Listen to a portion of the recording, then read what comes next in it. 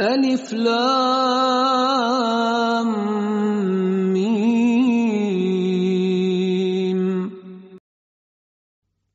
به نام خداوند بخشنده مهربان. الف لام میم.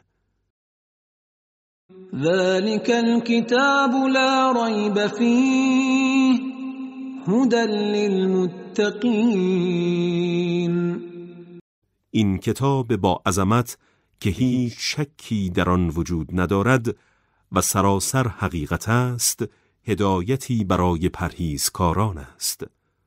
الذين يؤمنون بالغيب ويقيمون الصلاة ومما رزقناهم ينفقون.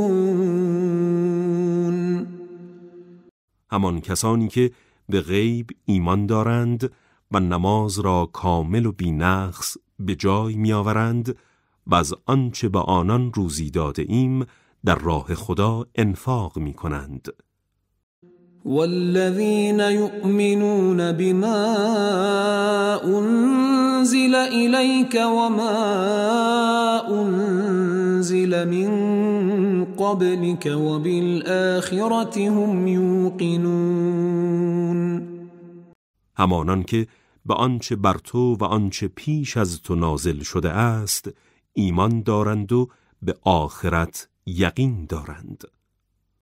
أولئك على هدى من ربهم وأولئك هم المفلحون. آنان از هدایتی بزرگ از جانب پروردگارشان برخوردارند و ایشانند که به هدف خود دست خواهند یافت.